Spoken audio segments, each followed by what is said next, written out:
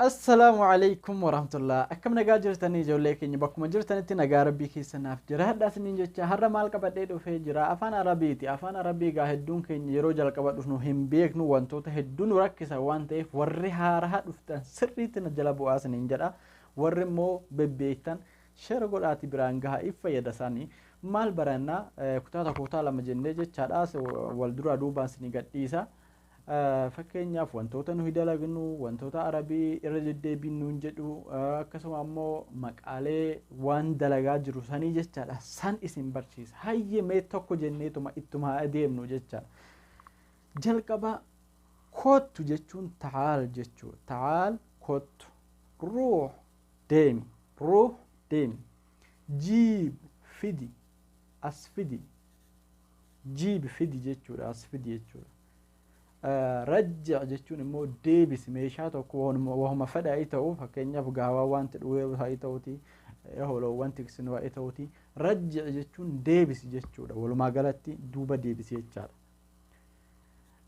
كتربا فارجرو مو ارجع جتون مو ديبي جتودا ما تو مخيتي ارجع جتون ديبي ما تو مخيتي ارجع رجع جتو واتكو ديبس جتو ارجع جتون مو ديبي جتو سوما بانا جتار كسديت فرجرو مو اجلس تاي قتاي اجلس قتاي قوم كاي والكاي جتشارا قوم وقف جتشون مو دابدو جتشونا وقف جتشون دابدو يوخان وانت سبرا جروسان وقف جتشون داب جتشونا وانت قبديتو هكا فكينيا ماكينة ايتوتي اما وقف جتشون وماكينة او فجرات ماكينة سان داب جتشونا جتشا yoommoo sii ta'e yoo deemu jiraate waqqife jechuun dhaabadhu jechuu bakkuma jirtu sanitti walumaa galatti jechaadha. Tokkoffaan akkasuma immoo ingala jechuun immoo wanta jibbaate waan ta'eef badi jechuudha. Badi ingala badi jechuudha. Ingala jechuun badi. Igilib wajhak jennaan arabi sun aaree jira jechaadha. Kanaafuu fuula kee narraa qabi yookaan narraa dachaasi zoori. ولما قالت نرى قبي فولك نرى أزوري اقلب وجهك يوسي جد إجاجة ورسالة فرق عنجرم مو شوف جتشون مو لالي جتشونا شوف جتشون لالي جتشونا شفت جتشون مو أرجيت جتشون شفتي تي كاب إن دراسة مالي شوف فارد دابا كنافو إن لما تامو شفت تا كابا maal jechuudha argitee jechuudha shuuf yoo ta'u immoo laali jechuudha shuuf ganaam wala shuuf wamtakkaa waan inni laalu shuuf televizyoon shuuf jawaal waan fedhee ta'uti shuuf jechuun laaltee jechuudha shufti jechuun immoo argitee jechuudha akka wal sinjalaa fokkaannee fi taadhaan adda baafatta jechaadha waan ta'a. Kudha shanaffaan immoo شوفتها جتون مو أرجيتي إشي وانتا شمران إبسامو تاك فكينيا وانتا سجلا بديرو ولو وانستهو دندها يوكان مو وانتك كوستهو دندها ولو ما قالتي شوفتها جتون أرجيتي إشي جتون عفان أورموتين شوفتوه جتون مو شوفته جتون مو مال جتون أرجيتي إيسا كدرا مال توري إشي توري جا كأمام مو شوفته argiteesa leegalle hagana eega dubbannaa walitti deebisan yookaan immoo dubbannaa arabisiin jedhu takka hagana eega baranne amma immoo maal sin barsiisa gara bineeldoota baay'inni keenya gaa biyya arabaana keessatti maali bineeldoota yookaan immoo hayawaanota tiksina jechaadha addunyaa tiksina baay'inni keenya addunyaa tiksina loowwan horiiwwan wantoota adda addaa tiksinaa jecha kanaafuu isaasan maqaalee isaanii qabachuu qabnaa jechaadha hedduu nu dhiba waan ta'eef maqaalee adda addaatiin isaa yaama arabni akka keenya hoolaa jedheetumaan dhiisu fakkeenya kanaafuu maqaalee isaanii sana akkamitti akka adda baaftanii barattan beektan isin barsiisa jecha isin sirriitti hordofaa ka jalqabaa tokko jedhee isin haa eegalu maal irraa eegalaa mee hoolota irraa eegala hoolota jechuun ghanam jechuun walii galli isaanii hoolota jechuun ghanam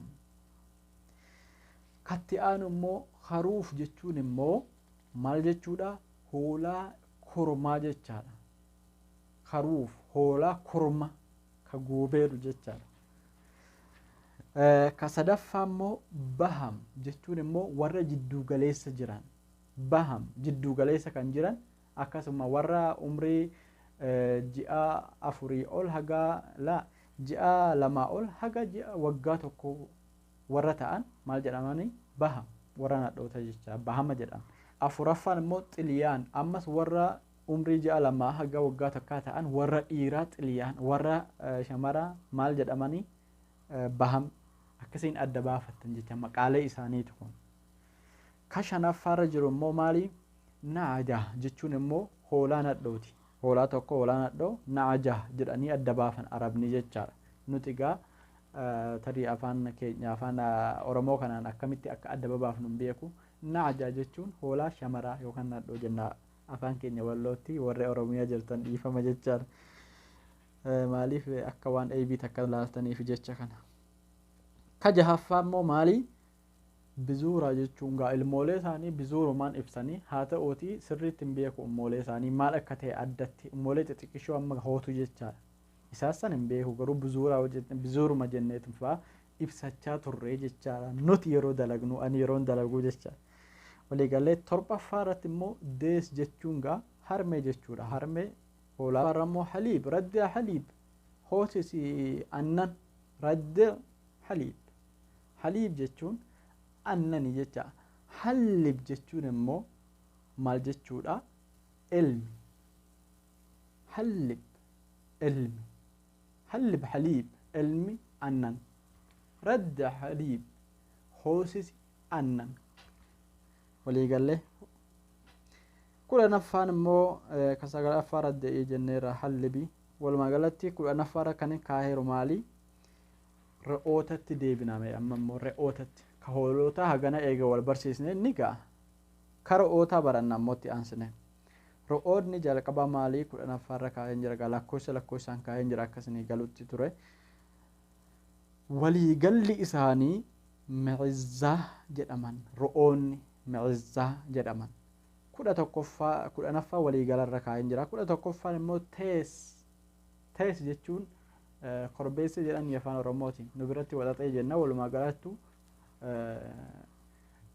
korbeessa waxaxee yookaan immoo re'oota keessaa korma jecha tees jedhama maqaan isaa kudha lammaffaa irratti immoo amma mana re'ootaa kee jirra jafar dheenoole jafar jechuun immoo ummoolee ganaa akka amma duraa akkuma hoolaa adda baasnee bahama jennee warra umrii ji'a 2 haga waggaa 1 ta'an re'oota keessaafis jafar jedhanii jafar 12ffaa jafar kun re'oota addatti baafataa jecha hagana eega jenne immoo re'oota gara gaalota dabarra gaalli jechoota adda addaa qaban hiikota maqaalee adda addaa qaban gaallinis ka jalqabarra jiru gaala gosa lamatti ibsan gaaluma jechuun waliigala nuti gaala jennee ibsina araboonni garuu ibil jechuun warroota nadhoota warra shamarranii ibsa jechaadha ibil haa ta'uuti waliigala shamarranii san ibsa jechaadha jamal jechuun immoo waliigala warra dhiiraa ibsa jechaadha tokko qofa osoo hin ta'in waliigala isaanii jamal jedhanii yookaan immoo ibil jedhanii gaalota jenna immoo afaan Oromootiin hunda dhiiras shamaras walitti dhoyne mitiire katti aanu immoo meeqaffaarra ture 13ffaarra ture 14ffaarratti immoo baciir jechuun immoo rakuba ka jennuu san nuti affaararraa fudhannee fakkaata afaan Oromootii sirriitti hin beeku garuu gaala korma gaala dhiiraa jechaadha rakuba jechuun ka gooba guddaa qaban rakuba jedhaniin baciir jedhaniin arabni baciir rakuba okay 15ffaan immoo naagaa jechuun naagaa jechuun gaala shamaraa gaala nadhoo jechaadha afaan keenya wallootti warra umriin isaanii xiqqoo takka warra xixiqqoodha jechaadha naagaa jechuun walumaa gala guddaan miti warra jiddu galeessa ganaa guddachaa jiru naagaa jedhaniin naagaa kudha jahaffaan immoo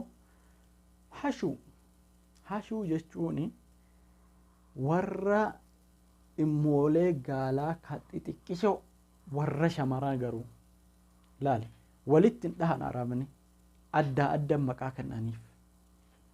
Kanaafuu hashuu jechuun immoolee gaalaa ishii xiqqoo ka nadhoo yookaan shamara taate jechaadha hashuu jechuun. Gacuud jechuun immoo immoolee gaalaa ka dhiiraa ka xiqqishoodha gacuud jedhaniin. Gacuud immoolee gaalaa ka xiqqishoo gacuud jedhaniin jecha adda baafadha warri gaala dalagiidhaan keessattuu badoo keessatti hedduun jira waan ta'eef. Hagana eega isaan gaalota kana adda baafannee amma waa xiqqishoo isinii himeti nagaatti walitti dhaabbanna jechaadha. Maal sunis nyaata isaanii suuraa wajjin isinii ka'aa. Kanaafuu nyaata isaaniiti. Shaciir jechuun garbuu jechuudha. Shaciir garbuu nyaata gaalaas hoolaas hundumaan nyaatan beeladaan biyya kanaa hundumaa tiini kennan shaciira bakkuma hundaa shaciirri hin dhabamu yeroo baay'ee. Barsiim hundaaf ni kennama barsiim ammallee. Barsiim hundaaf ni kennan gaalas ra'ees hoolaas hunda horiiwwaniis ni kennan. Roodis jechuun citaa jechuu citaa suuraa isaas ni ka'a. Waafii jechuun kun wanta bilbil tokko suuraa isaa yoon argadhe nan ka'a garuu maqaa lama qaba ture maqaa isa takka dagadhe waafii gaalaaf kennama yeroo baay'eedha re'uuwwaniis ni kennama. Kadhumarra jiru immoo nikaala jechuun illee ni kaasaa nikaala jechuun addunyaa kennama yeroo baay'eedha ka lallaafaa takka jechaadha. Isinii kaa suuraa isaa hamma danda'e jechaadha. Nikaal maqaan isaa nikaal jedhama. Kadhumarra jiru tibin jechuun immoo agadaa hidhamee jiru jecha biyya kanatti agadaa maali walumaa galatti suuraa isaa isinii kaa'ayye. Assalaamu alaikum. Asuma irratti xumuradheen jira barnoota keenya har'aati yeroo dhufu yeroo lammata kutaa sadaffaa laaluu qabdanii kanaafuu kutaa alas lammaffaa irrattis wanta addaa akkasuma wanta nuti nyaannu faa isinii qabadhe isin barsiise jechaadha. Fakkeenyaaf bazaaliyaa daqiiqa addatti jechaadha maqaalee isaanii nyaata akkasinii buusan araboonni kana naafuu jettanii jecha asirraa dhageessanii kutaa lammaffaa irratti eeggadha. Assalaamu alaikum warahmatullah nagaan jiraadha.